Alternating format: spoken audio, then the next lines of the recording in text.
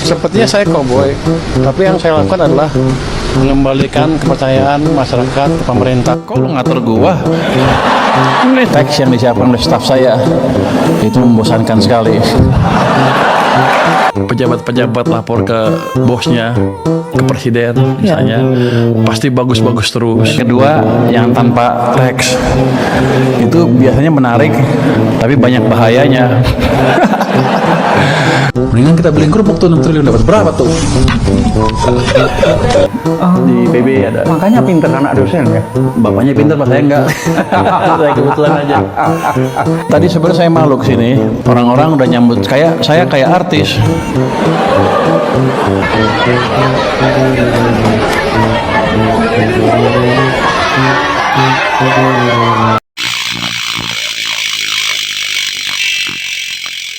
Gitu ya. Nah mungkin Sejak Bapak kapan Bu Afilani panggil saya Pak Purbaya? loh ini sekarang udah manggilnya Mas Yudi dia. oh enakan Mas aja ya kayak lebih muda loh dari Jadi, ini. Setiap pemerintahan nama saya ganti-ganti terus. Dulu Yudi, sekarang jadi Purbaya. Nanti benar lagi Yudi lagi. Yudi lagi. Panggilnya Yudi. Jadi memang saya sama dengan sekarang. Orangnya nggak berubah secara personal, saya kenal gitu ya. Jadi ceplas-ceplos. Sekarang ada julukan baru, cowboy ya, benar nggak? Pertanyaannya apa? Ya pertanyaannya tadi, nggak didengar pertanyaannya. Saya perhatikan diri. Ya, pertanyaannya Bu Afiliani asik presentasi. Saya nih. Jadi satu adalah tax ratio ini kan tentu saja tetap harus diperbaiki dong gitu. Nah, tapi orang tuh merasa nyaman walaupun tax ratio tetap akan diperbaiki atau ditingkatkan. Lanjut presentasinya Bu. Apa? Jadi begini, waktu saya diperintah dikasih tugas menjadi Menteri Keuangan, ekonomi kita sedang melambat cukup signifikan. Tanpa orang sadari sebetulnya sejak setahun terakhir bahkan Turun. setahun setengah terakhir ya. Ekonomi diperlambat dengan kebijakan fiskal dan moneter yang tidak terlalu akurat. Saya suka kritik itu, kata orang nggak boleh kritik, tapi biar aja. Kalau saya nggak tunjukin kesalahannya, saya nggak bisa betulin. Dari bulan sampai April tahun ini sebetulnya bagus, udah ada recovery, perbaikan kebijakan. Tapi Mei, Juni, Juli, Agustus, ekonomi dicekik lagi dengan seperti menghilangnya uang dari sistem perekonomian. Jadi ekonomi, kalau kita siklus bisnis, naik, turun, naik, turun, naik, turun kan gitu. Kalau lagi naik, kebijakannya apa? Kita kan selalu counter cycle kan, diperlambat sedikit boleh. Tapi kalau lagi turun, kita dorong ekonominya, itu yang disebut counter cyclical measure, kebijakan untuk melawan siklus bisnis sehingga kalau naik nggak kencengan, nggak kepanasan, kalau turun nggak terlalu dalam.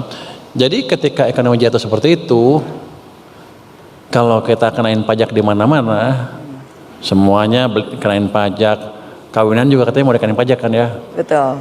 Semuanya pokoknya. Ya, bukan counter cyclical, itu pro cyclical, lagi jatuh akan semakin jatuh lagi. Ya, setuju. Saya bisa kenakan pajak seperti itu, tapi nggak ada gunanya. Makin jatuh ekonominya, pendapatan pajak juga makin kecil kan. Yes. Saya naikin lagi pajak, makin turun lagi ke bawah. Akibatnya ya ekonomi akan terus turun ke bawah, mungkin ke resesi yang mungkin parah. Untungnya saya ekonom betulan Bu, saya nggak sebodoh itu kelihatannya. Agak pinter dikit lah.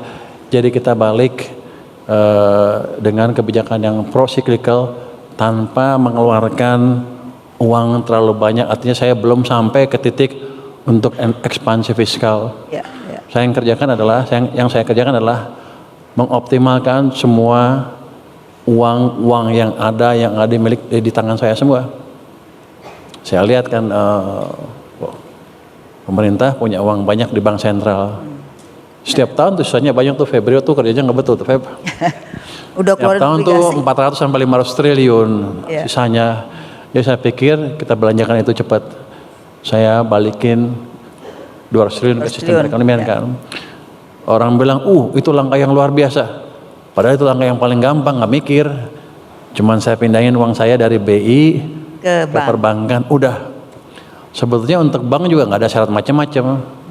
Pokoknya lu belanjain aja. Tapi kalau kata Febri mesti ada syaratnya. Udah saya syarat lah biar kelihatan saya pejabat. Kasih ini, kasih ini, kasih. Padahal itu nggak ada syarat. Mereka bisa belanjakan suka-suka mereka sebetulnya. Ada yang conditionality itu saya taruh karena emang prosedurnya seperti itu kan ya, nggak apa-apa selama masih bisa jalan semuanya. Ya. Tapi bunga turun kok Pak, pada seneng bunga turun. Ya itu kan orang tadinya nggak percaya. Kalau dipindahin ke sistem gimana? Pasti bunga turun karena ada oversupply, tambahan uang di perekonomian. Orang nanya lagi, itu canggih banget cara berpikirnya. Enggak juga, itu hukum ekonomi yang paling sederhana, supply demand. Saya tambah supply-nya, harganya turun. Harga uang adalah bunga, jadi bunga turun. Kalau bunga turun semuanya biasanya bergerak ya, kita balik dari sederhana, semuanya biasanya gerak ya. Jadi itu yang saya kerjakan ya, tanpa macam-macam. Saya lakukan kebijakan kontrasiklikal mendorong ekonomi, dan sekarang lumayan bagus kelihatannya. Iya. Kalau saya lihat bunga turun dan optimisme masyarakat udah balik, gerakan ekonomi mulai tumbuh, kredit mulai tumbuh sedikit-sedikit. Iya. Belum secepat yang saya harapkan, tapi udah jelas pembalikan arah ekonomi sudah terlihat. Sudah kelihatan. Dan kalau saya lihat yang paling penting untuk saya sebagai pemerintah adalah bagaimana penilaian masyarakat ke pemerintah. Membaik apa enggak. Saya punya indeks dulu di Ganareksa, sekarang masih di LPS, nanti kalau itu saya pindahin ke keuangan kali ya. Pokoknya survei ikut saya. Itu namanya indeks kepercayaan masyarakat ke pemerintah. Pada waktu bulan Juli, Agustus, September turun ke level yang rendah sekali, ke level yang membahayakan. Jadi demo-demo itu menandakan bahwa masyarakat nggak puas ke pemerintah karena ekonominya memburuk. Ada kekhawatiran mereka belanja ya, kalau lihat dari LPS datanya. Bukan khawatir, memang susah hidupnya. Jadi itu yang real, kesulitan ekonomi yang real.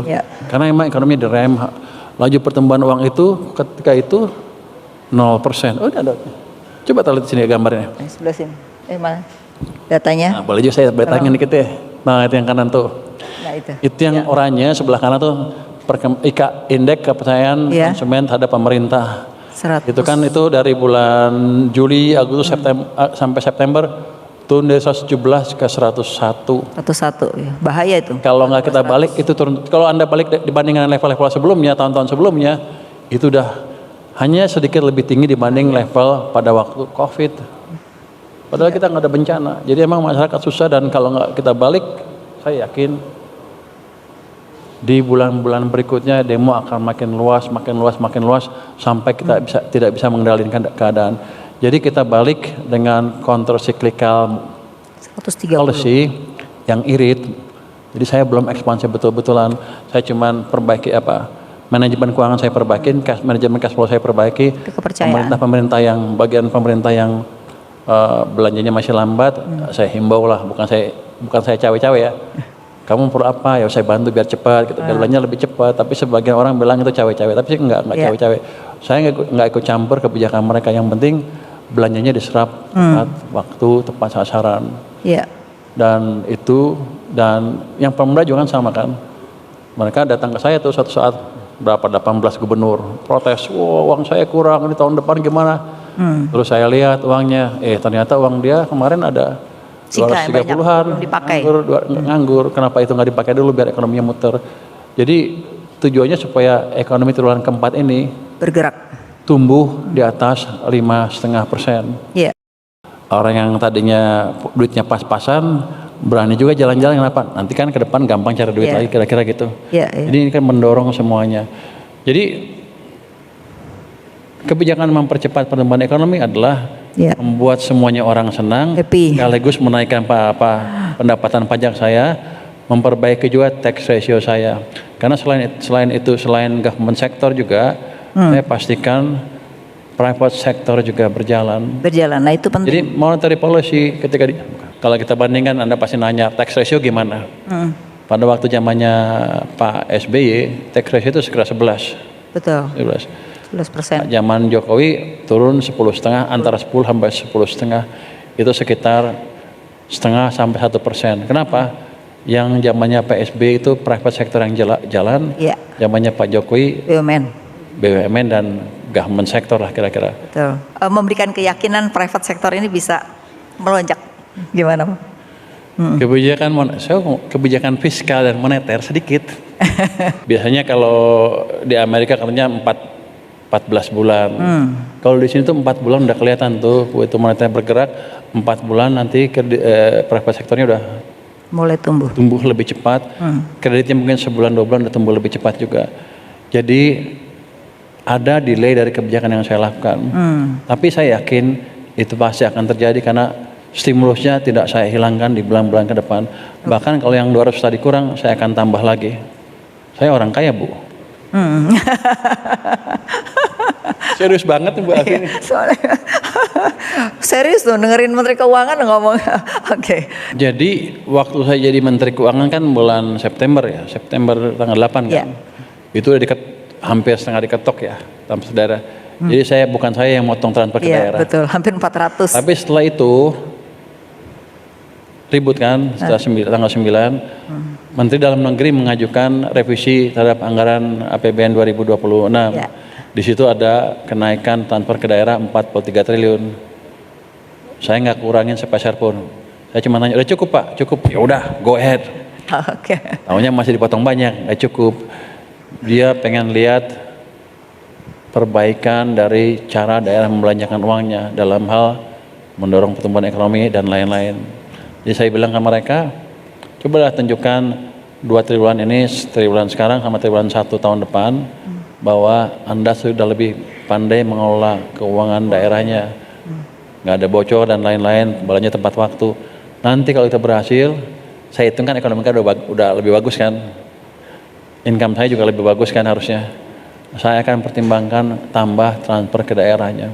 Tahun depan tuh naiknya sama dengan lebih dari 2 kali berkurangnya transfer ke daerah untuk dana-dana seperti itu. Jadi dana pemerintah pusat yang dibelanjakan ke daerah untuk itu naik dari 900 ke 1.300 triliun, kan naik 200.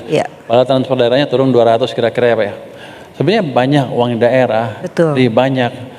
Cuman kan begini, pemimpin daerah kan ingin juga memberi peran yang lebih signifikan ke pembangunan daerahnya. Mungkin mereka punya rencana sendiri yang nggak terlalu cocok dengan rencana pemerintah pusat.